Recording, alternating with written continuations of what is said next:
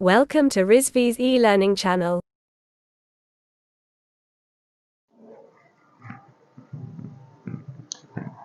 Good afternoon class, my name is Shweta and आज जो हम सब्जेक्ट पढ़ने जा रहे हैं this is industrial robotics. The code is BME 061. This is the first lecture.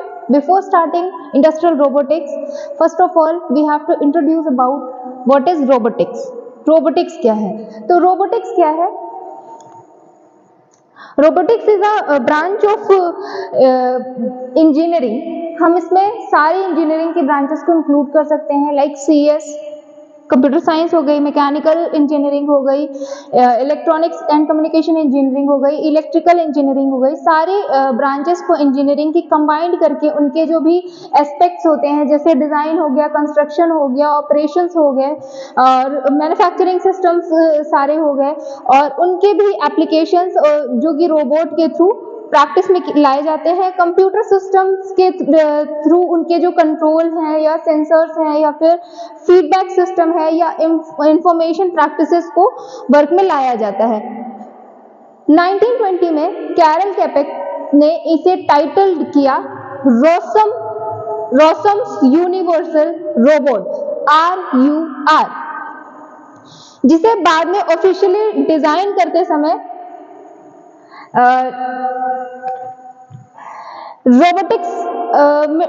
Robotics industry association RIA ने robot नाम दिया. तो रोबोट है क्या? Basically robot is a reprogrammable multifunctional manipulator which is designed to move material, parts, tool और special type के जो आपके डिवाइसेस होते हैं उनको एक जगह से दूसरे जगह पर मूव कराने के लिए या उन पर वर्क करने के लिए वेरिएबल प्रोग्राम के थ्रू उनका मोशन कराया जाता है, जिससे कि हम वैरायटी ऑफ टास्क परफॉर्म कर सकते हैं. आज के टाइम में रोबोट का एप्लीकेशन हर जगह देखने को मिलता है. सिंगल वर्क से लेकर के मल्टीपर्पस वर्क के लिए हम रोबोट एप्लीकेशंस को देखने को आज हम देख सकते हैं. AI ने इतनी ज्यादा तरक्की की है कि जिसमें हम रोबोट के वेरियस एप्लीकेशंस देख सकते हैं. बेसिकली रोबोट क्या है? रोबोट एक मैकेनिकल या तो आप कह सकते हो वर्चुअल आर्टिफिशियल एजेंट है, या इसको हम इलेक्ट्रोमैकेनिकल मशीन के नाम से भी जानते हैं.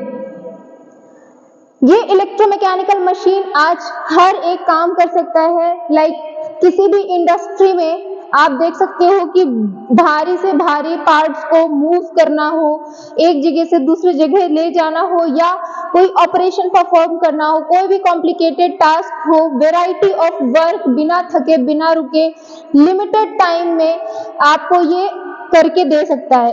रोबोट के एप्लीकेशन की वजह से, रोबोट के इंट्रोडक्शन की वजह से ही आजकल मैन पावर का जो काम है वो कम हो गया है. मैन पावर रिड्यूस करके AI को प्रमोट किया जा रहा है और रोबोट्स के थ्रू सारे काम कराए जा रहे हैं. क्यों? क्योंकि इससे हमारा टाइम भी कम होता है, टाइम सेव होगा और वैरायटी ऑफ टास्क हम एक ही टाइम में कर सकते हैं. रोबोट बिना थके बिना रुके बिना आराम किए काम कर सकता है. एक प्रोग्रामेबल चैनल है, तो इसमें एरर के जो चांसेस हैं, जो ह्यूमन बीइंग किसी काम को करता है तो उसमें स्ट्रेस, फटीग या किसी भी तरीके की चोट वगैरह लगने के जो चांसेस होते हैं उसको रिडक्शन हुआ है. तो रोबोट के साथ ये हादसे नहीं हो सकते हैं. वो बिना थके बिना रुके काम कर सकता है. तो इसकी वजह से हमें काफी हेल्प मिली है टेक्नोलॉजी के पैरामीटर पर.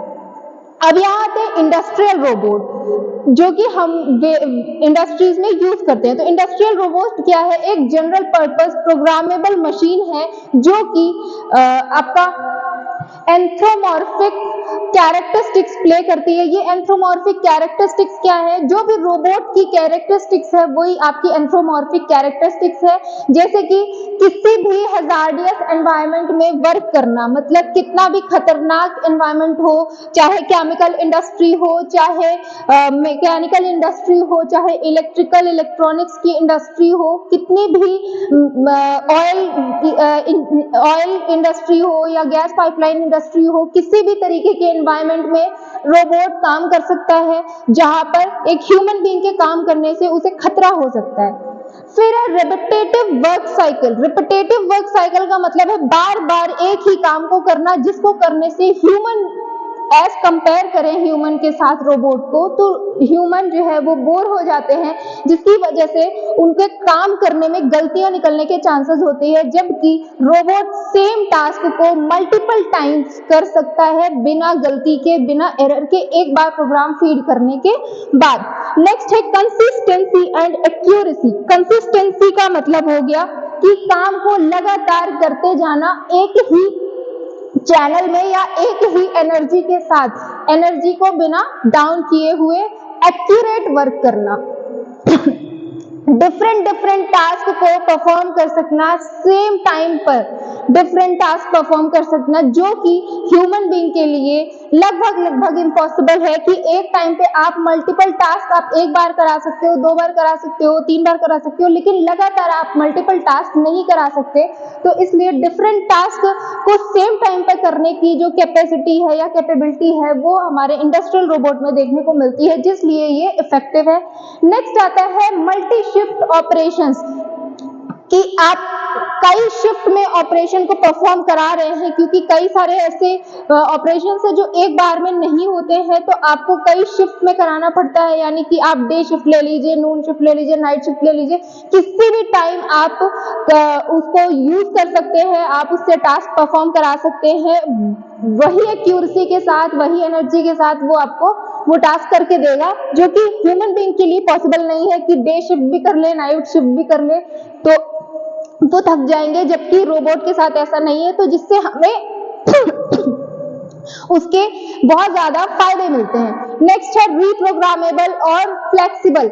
आप एक टास्क कराने के बाद दोबारा से कोई और डिफरेंट टास्क कराना चाहते हैं, तो उसके लिए आप रीप्रोग्राम कर सकते हैं, प्रोग्रामिंग में चेंजेस करके दूसरे और एप्लीकेशन, दूसरे और ऑपरेशन को परफॉर्म करा सकते हैं। रोबोट हर एक काम करने के लिए सज्ज होते हैं, इसलिए वो फ्लेक्सिबल होते हैं, यानी कि आप उनकी फ्लेक्सिबिलिटी आराम से चैलेंज कर सकते हैं। कोई भी काम हो, कोई भी टास्क हो, रोबोट आपको हेल्प कर सकते हैं इसमें। Interface to other computer system, मतलब कि दूसरे और कंप्यूटर सिस्टम के साथ भी ये आराम से चैनलाइज होके काम कर सकते हैं। एक सेगमेंट से आप दूसरे सिस्टम के थ्रू भी इनको आप रिप्रोग्राम करके या आप उसको कमांड दे सकते हैं प्रोग्राम की फीडिंग करके। This is the characteristics. Industrial robot के वेरियस सेक्शंस होते हैं, रोबोट जिस पर डिपेंड करता है। फर्स्ट होता है robot anatomy, next is robot control system, third is and effector and fourth is industrial robot application, fifth is robot programming. अभी हम इन सब के बारे में बहुत ही डिटेल में पढ़ेंगे।